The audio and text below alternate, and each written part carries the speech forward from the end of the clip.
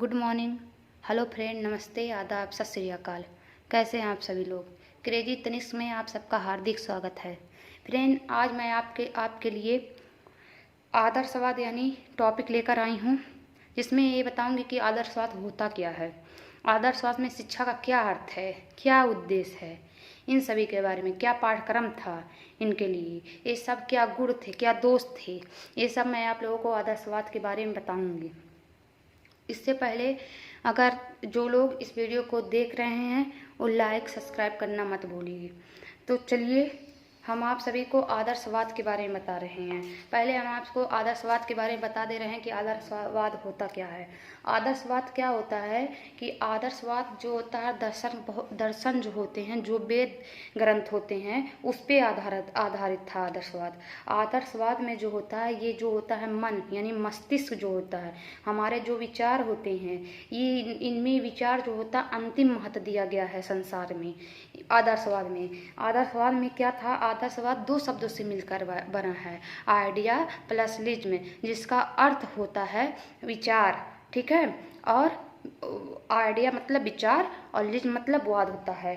उसके बाद क्या है कि आदर्शवाद में किसने महत्व दिए हैं। तो आदर्शवाद में है जो सुकरात प्लेटो थे, इन्होंने बहुत महत्व दिए हैं आदर्शवाद को। इन्होंने कहा कि ये जो है हम लोग आदर्शवाद यानी आदर्शवाद में ईश्वर को बहुत ही महत्ता दिए हैं। और इन्होंने क्या कहा था कि जो हमारा आत्मा जो है, हमारा जो आत्मा है यानी आत्मा अजर है और अमर है, ठीक है। और इसको जो प्लेटो थे, ये जो विचारधारा पश्चिमी जगत से विचारधारा के नाम से प्रसिद्ध थे। यानी प्लेटो जो है पश्चिम जगत में विचारधारा के इस नाम से प्रसिद्ध हैं कि आत्मा जो है अजर अमर है। ये प्लेटो की थी विचारधारा, इसलिए ये विचारधारा विचारधारा का विचारवाद के नाम से प्रसिद्ध है। कहाँ? पश्चिम में। तो उसके बाद क्या था कि भारतीय आदर्शवाद में जो है रास आए, उसके बाद रोजन आए, हॉर्न आए, ये सब लोग अपने यहाँ स्पष्टता देते हुए चले गए। इन्होंने कहा कि जो ईश्वर हैं, ईश्वर के मूल तत्वों में से एक तत्व विचार है। यानी जो हमारा विचार होता है, ये ईश्वर के मूल तत्वों में से, यानी जो सभी विचार दिए जाते हैं उन सभी विचारों में एक विचार सबसे ज़्यादा, जो इन सभी जो मूल तत्व यानी सभी तत्व जो हैं उनमें सबसे महत्व अगर किसी का है तो विचार का है। उसने विचार को ही, इसलिए ये आदर्शवाद से जोड़ दिया गया विचार। यानी अगर मनुष्य के दिमाग में कोई भी विचार आता है तो सबसे ज़्यादा महत्व होता है, सबसे बड़ा महत्व होता है ना विचार जो होता है हमारी मस्तिष्क से बधा होता है, ठीक है। जैसे हम कोई चीज़ सोचते हैं, कोई चीज़ करते हैं, तो जो चीज़ तुरंत आ जाए उसे वो हमारा विचार तो होता है, हम किसी चीज़ को आसानी से कर लेते हैं।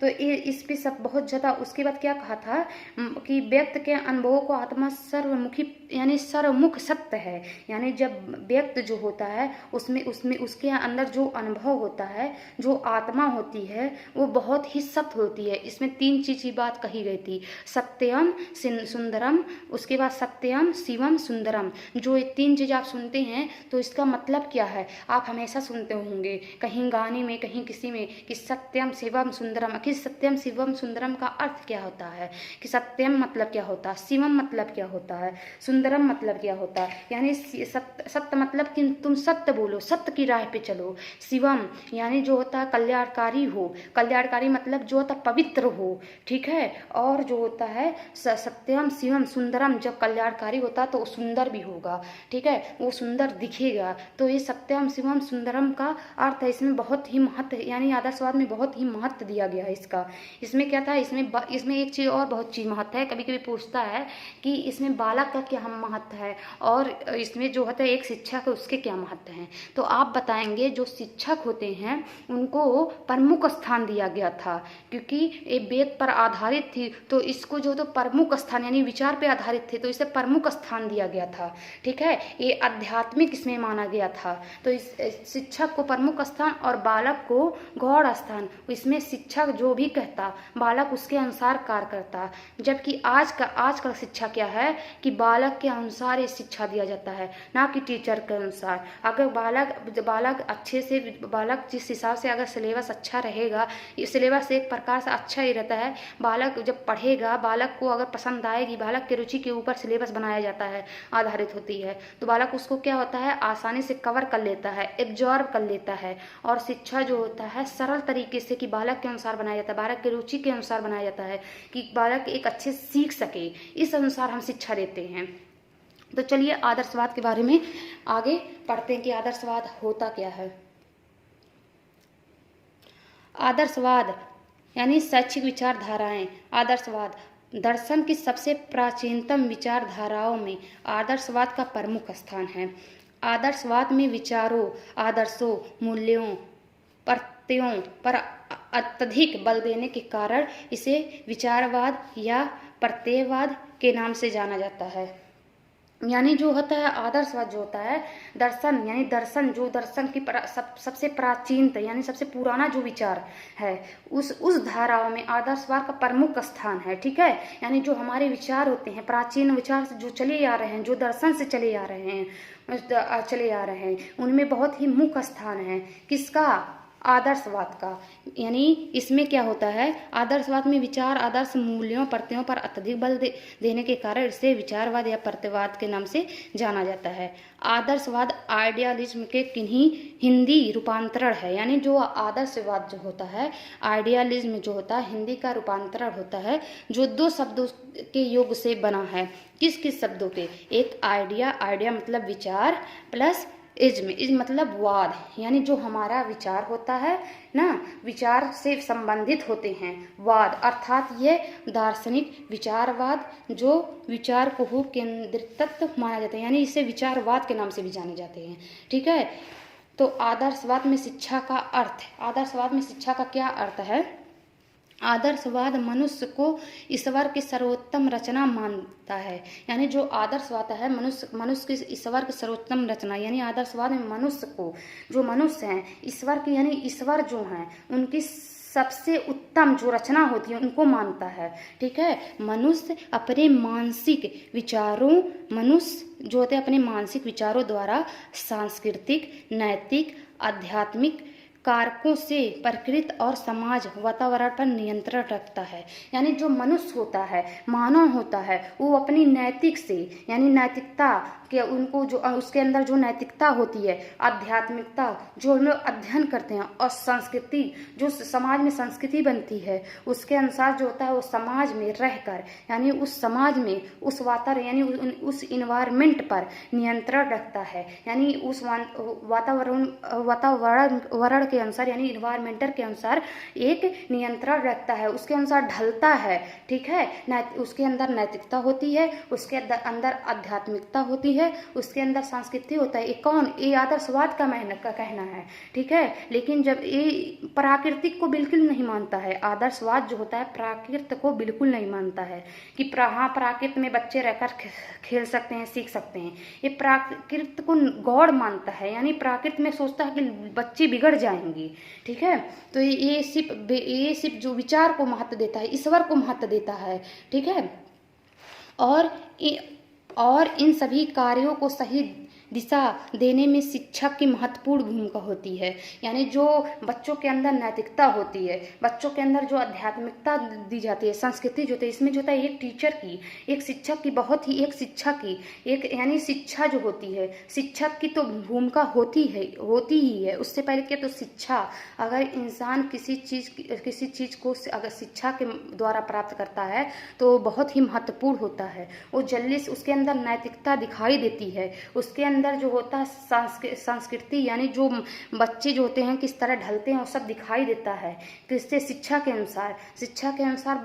अगर बच्चे की परवरिश जो होता है माँ बाप बहुत ही अच्छे शिक्षा के अनुसार बहुत ही अच्छे से बना देते हैं बच्चों को। क्या होता है, एक शिक्षा ही कहते हैं ना कि शिक्षा ही है, ये शिक्षा वह है जिसको कोई भी कितना भी गरीब क्यों ना हो, लेकिन शिक्षा अगर उसके पास है तो वो कभी गरीब नहीं रह सकता।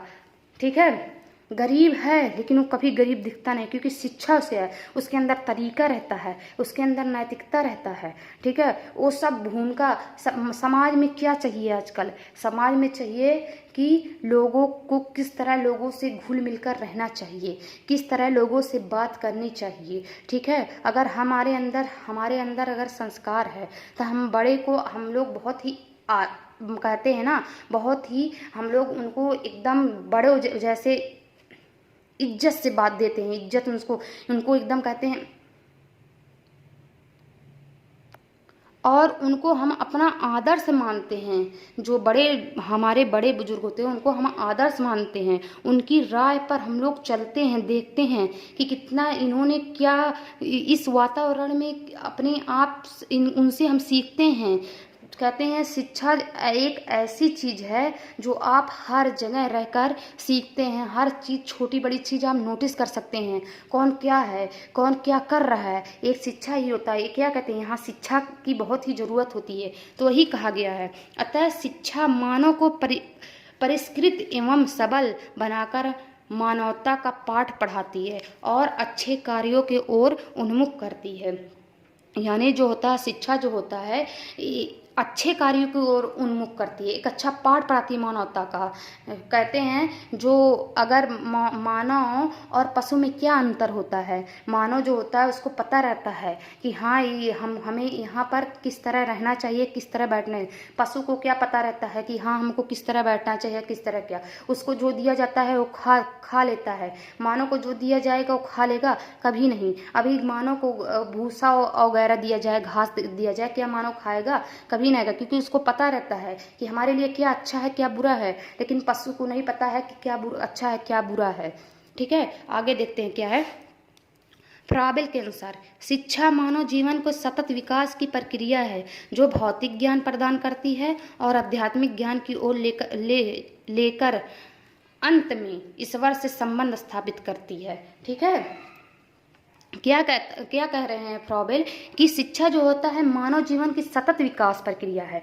सतत विकास प्रक्रिया का तो जीवन की वह प्रक्रिया जो हमेशा चलती रहती है, शिक्षा के द्वारा कभी रुकती नहीं है। ठीक है, जीवन पर्यंत चलती रहती है, और जो भौतिक ज्ञान प्रदान करती है, जो हमें फिजिकल ज्ञान प्रदान, जो हमें भौतिक ज्ञान प्रदान करती है, आध्यात्मिक ज्ञान प्रदान करती है। आध्यात्मिक हमें हमारे अंदर जो ईश्वर, जैसे आध्यात्मिक क्या होता है, जो हम विचार तुरंत करते हैं, जो हम सोचते हैं उसे आध्यात्मिक ज्ञान करते हैं। ठीक है, और ईश्वर से संबंध स्थापित करती है, और ईश्वर से जो होता है, हाँ जो ईश्वर होते हैं उनसे एक संबंध स्थापित करती है। ठीक है,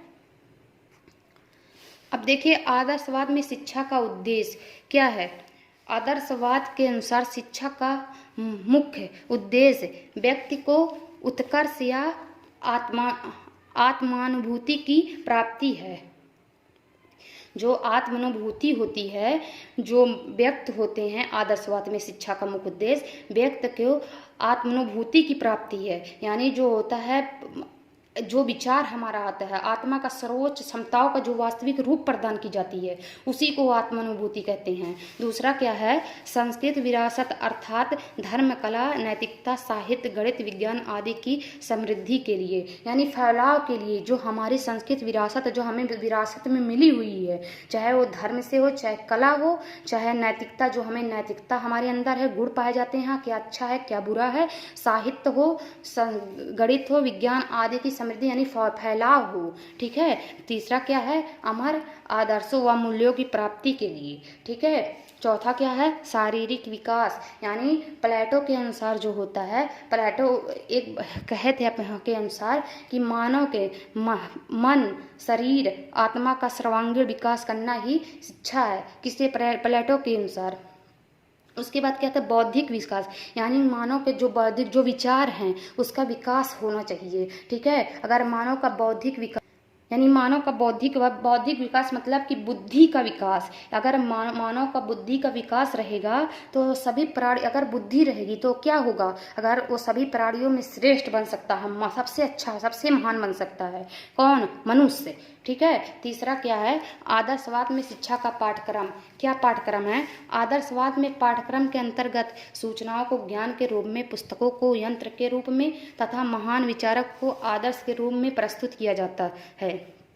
आदर्शवाद पाठ्यक्रम के अंदर उन सभी विषयों को रखने पर बल देता है जिससे व्यक्ति सामाजिक, मानसिक, वातावरणिक परिस्थितियों से सामंजस्य स्थापित करते हैं। यानी आदर्शवाद जो होता है, एक पाठ्यक्रम जो होता है, उसका जो सिलेबस होता है उसके अनुसार क्या कहता है कि जो सभी विषय होते हैं, जैसे कि हमारी सामाजिकता में क्या, हमें सामाजिक में किस तरह रहना चाहिए, हमारी मानसिक विकास किस तरह ढलनी चाहिए, हम वातावरण, हमारी इन्वायरमेंट हमको किस प्रकार मिलनी चाहिए, हमारी परिस्थिति जो भी है, इन सभी को एक सामंजस्य स्थापित करता है और अंधविश्वास को दूर भगाता है। ठीक है। आध्यात्मिक मूल्यों का ज्ञान प्राप्त कर आत्मानुभूति जो होता है मन में होने वाले वह स्वाभाविक ज्ञान जिससे कोई बात बिना सोचे समझे कर सके। ठीक है। इसका मतलब होता है आत्मानुभूति, मतलब होता है कोई भी मन में, अगर हमारे जो मन में होता है वो स्वाभाविक वह ज्ञान होता है जिससे कोई बात आप बिना सोचे समझे कर सकते हैं। जैसे कि तुरंत आपके मन में कोई आइडिया, कोई विचार आया, जैसे एकाएक आप सोच रहे हैं कि कल हमको स्कूल जाना है, लेकिन मुझे स्कूल तो जाना है और हमको वहाँ से आने के बाद, और मान लीजिए आपके किसी रिलेटिव में आप शादी पड़ी है, वहाँ भी जाना, तो क्या कहते हैं, आपके मन में अचानक विचार आता है, ऐसा क्यों ना करूँ कि 2 घंटा समय हम स्कूल में देकर वहाँ से छुट्टी लेकर फिर वहाँ पर अटेंड कर लूँ, कहाँ पर, अपने रिलेटिव के वहाँ जाऊँ और वहाँ पर भी अपना समय दे दूँ। ये आपका विचार है। ठीक है। कोई अगर मान लीजिए आपको कोई परिस्थिति ऐसा पड़ा जिससे आप नहीं, मतलब आपको अचानक आया कि हाँ हमको ये चीज़ करना चाहिए जिससे हमारा जो है परिस्थिति और सुधर सकता है, तो आपका विचार है। तो आदर्शवाद जो था विचार पे बल देता है, ईश्वर को मानता है और कहता है आत्मा अजर और अमर है।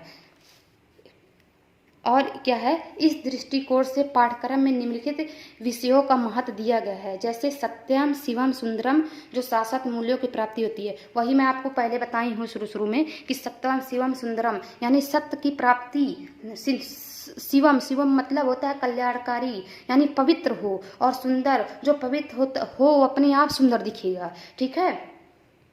उसके बाद क्या है, सत्य का ज्ञात करने वाले विषय क्या क्या हैं, जैसे दर्शन से, विज्ञान से, गणित से, भाषा से, साहित्य से। जो सत्य का ज्ञान ज्ञात कराता है वो दर्शन होता है, विज्ञान होता है, विज्ञान से हम सही सीखते हैं, जो भी करते हैं सामने होता है, गणित तुरंत सॉल्व करते हैं, भाषा क्या होता है, धीरे धीरे सीखते हैं, भाषा की उत्पत्ति है, साहित्य, उसका शिवम यानी शिव को ज्ञात करने वाला विषय जो शिव पे आधारित होती है, जो ईश्वर पे आधारित होती है, जैसे धर्मशास्त्र या धर्म अध्याय शास्त्र, अर्थशास्त्र ईश्वर पे आधारित, राजनीतिक शास्त्र, समाज शास्त्र, इतिहास।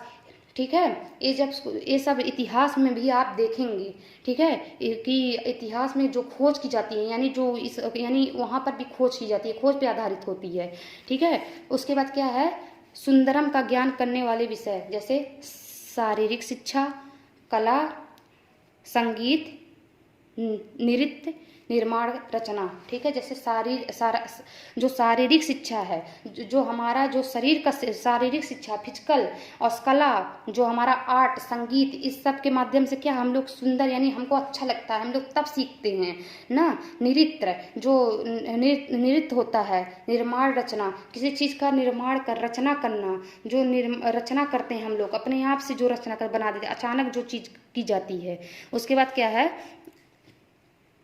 उसके बाद देखिए कि आदर्शवाद में शिक्षण विधि, यानी विधि और वैज्ञानिक नाम। आदर्शवाद में शिक्षण विधि किसने क्या दिया है। पर अब ऐसे आपको एक क्वेश्चन पूछेगा कि प्रश्नोत्तर विधि किसने दिया था, तो आप बताएंगे सुकरात। उसके बाद पूछेगा संवाद विधि के जनक कौन है, प्लेटो आप बताएंगे। आगमन निगमन विधि अरस्तु आप बताएंगे। अगर पूछेगा अध्याय प्रशिक्षण एवं क्रिया विधि आप पेस्टोलॉजी बताएंगे। अगर निर्देशन विधि पूछेगा तो हर्बर्ट बताएंगे। अगर पूछेगा खेल विधि के जनक कौन है तो आप बताएंगे कार्डवेल कुक, ये जो हैं खेल विधि के जनक हैं। अगर पूछेगा तर्क विधि के जनक कौन तो आप हीगल बताएंगे। ठीक है, यानी आपको अगर पूछेगा प्रश्नोत्तर विधि की जनक तो सुकरात बताएंगे। संवाद विधि के जनक प्लेटो बताएंगे। अगर आगमन निगमन, आगमन के भी अरस्तु हैं, निगमन के भी अरस्तु हैं। ठीक है, और प्रशिक्षण एवं क्रियात्मक विधि के जनक कौन है? पेस्टोलॉजी। उसके बाद क्या है? निर्देशन विधि के जनक हर्बर्ट। और इसमें मोस्ट इंपॉर्टेंट खेल विधि के जनक हमेशा पूछता है, टेट में भी पूछता है, सुपर टेट में भी पूछ लेगा, सीटेट में खेल विधि के जनक का कार्डवेल कुक आप बताएंगे। तर्क विधि के जनक हीगल। और ये भी इंपॉर्टेंट मानिएगा कि आगमन निगमन आप तुरंत अरस्तु लगाएंगे। ठीक है, ये सब इंपॉर्टेंट हैं। उसके बाद देखिए आदर्शवाद के गुण।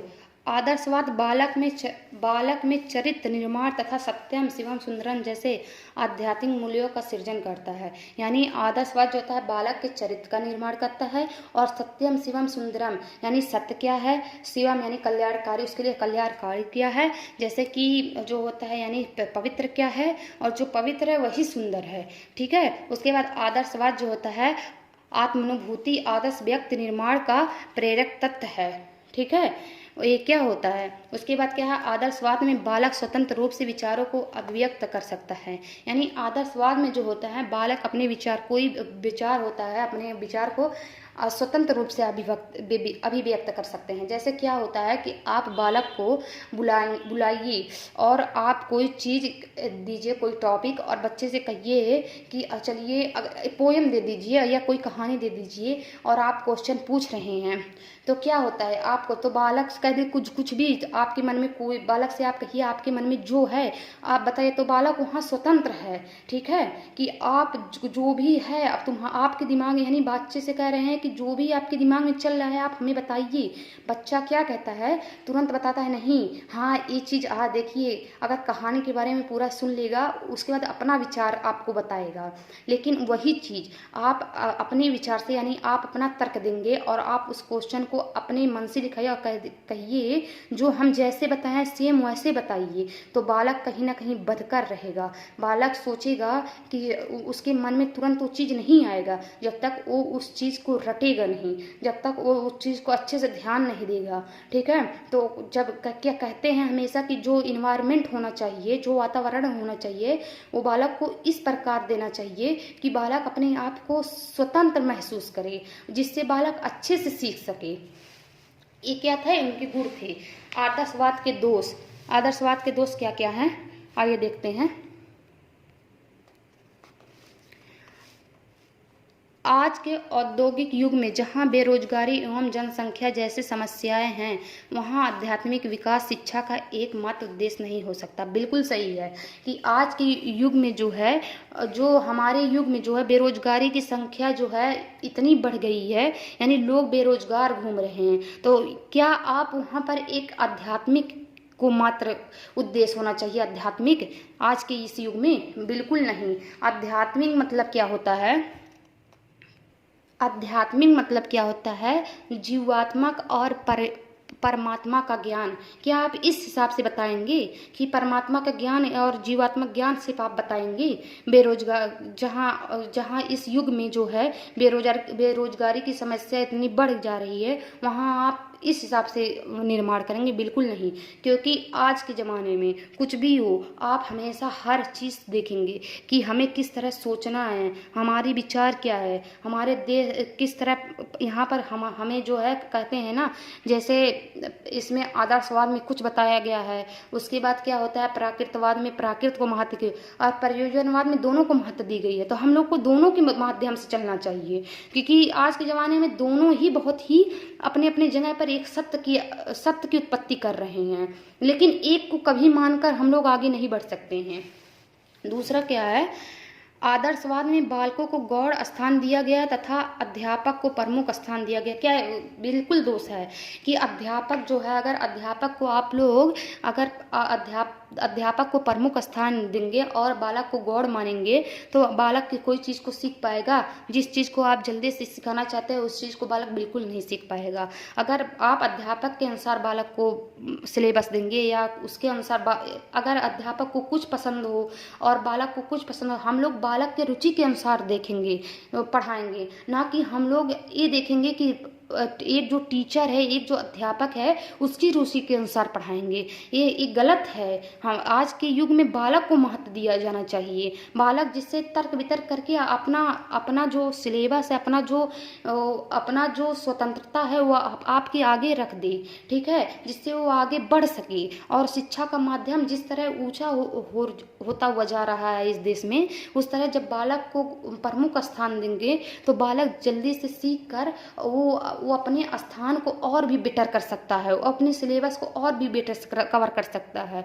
तो इसलिए हम लोग को बालक को प्रमुख स्थान देना है। इसमें क्या था, इसमें बालक को गौड़ मान लिया था और शिक्षा को जो था प्रमुख स्थान दिया गया था। तीसरा क्या है, आजकल बिना करके सीखना असंभव है और आदर्शवाद के लोग बिना किए सीख लेते हैं, ये उचित नहीं है, ठीक है। आदर्शवाद में क्या था, जो चीज़ बिना किए यानी कोई चीज़ बिना जो करके हम लोग सीखते हैं वो चीज़ बिना किए ही वो लोग सीख जाते थे। जैसे आजकल जो है शिक्षा जो है करने पर जोर दिया गया है, यानी बच्चा जो है करके सीखे, चाहे वो मॉन्टेसरी हो चाहे फ्रॉबेल हो, उनके अनुसार हमेशा था कि बालक जो होता है अगर करके यानी किंडरगार्टन विधि की जो था, जो एक पद्धत है उसके अनुसार जब बालक करके सीखेगा तो बालक के दिमाग में जल्दी से कोई चीज़ फिट हो जाएगी। जैसे क्या है, अगर आप बालक को किसी चीज़ को कह रहे हैं, पढ़ा दे रहे हैं तो बालक उससे बिल्कुल नहीं सीखेगा। अगर आप आप बालक को एप्पल दिखा रहे हैं, उसके बाद एप्पल दिखाने के बाद कह रहे हैं देखिए इसको इस तरह काटिए, इसके अंदर बीज निकलेगा, ये बीज है। अब बीज को क्या कहता है, इस बीज को बोया जाता है, इससे क्या आता है, तब फिर जो होता है एक पौधा तैयार होता है, पौधे से जो होता है पेड़ तैयार होता है, पेड़ से जो होता है पेड़ को जो खाद और पानी दिया जाता है तो क्या होता है, फल तैयार होते हैं, ठीक है। जब बड़ा तो इस तरह जो होता है बालक जो होता है जब करके सीखेगा तो बालक के दिमाग में वो हमेशा रहेगी, कभी नहीं समाप्त होगी। और जब बालक को रटाया ज्ञान आप विद्या के अनुसार ढालेंगे तो उस आदर्शवाद में क्या था, विद्या का यानी आध्यात्मिक चीज को ज्यादा मान लिया जाता है, ईश्वर को ही प्रमुखता दी जाती है। और क्या था, वेद को यानी जो था किताब को ज़्यादा महत्व दी जाती थी। और क्या था, जो इसमें जैसे कि आत्मा यानी जो होता है, आत्मा हमेशा कहते थे अजर अमर है, इस चीज़ को यानी वो करके सीखने पे बालक अपने आप सीख जाता था। ऐसा कैसे बालक अपने आप सीख जाएगा, उचित नहीं है, क्योंकि बालक को जब तक करेगा नहीं तब तक वो सीखेगा नहीं को। इसीलिए कहते हैं आज के जो शिक्षा है करने पर जोर दिया गया है, ठीक है फ्रेंड। इस तरह इसके दोस्त थे, इस तरह इसके गुण थे, इसका क्या अर्थ था, सब आप लोग को एक वीडियो में पूरा का पूरा डिटेल बता दिए हैं। आप लोगों को समझ में आ गया हो, अगर नहीं समझ में आया हो तो एक बार फिर से वीडियो देखिएगा और उसके बाद रिपीट कीजिएगा। और अगर कुछ आपको गलत लग रहा तो आप नीचे कमेंट में लिखिए, जिससे हम उससे जो है और अच्छे से आपको सिलेबस दे सकें और अपनी जो गलती है उसको सुधार सकें, ठीक है फ्रेंड। तो चलिए, आप लाइक सब्सक्राइब करना मत भूलिए और प्लीज़ जो है बेल आइकॉन जो है उसको प्रेस करना मत भूलिएगा। चलिए, और कल मैं आपको इसके रिलेटिव या तो क्वेश्चन कराऊंगी या तो कल प्राकृतवाद लेकर आऊंगी और सोमवार से आप लोगों को चाइल्ड डेवलपमेंट पढ़ाऊंगी, ठीक है। थैंक यू इस वीडियो को देखने के लिए, आपका बहुत बहुत धन्यवाद। जय हिंद, जय भारत।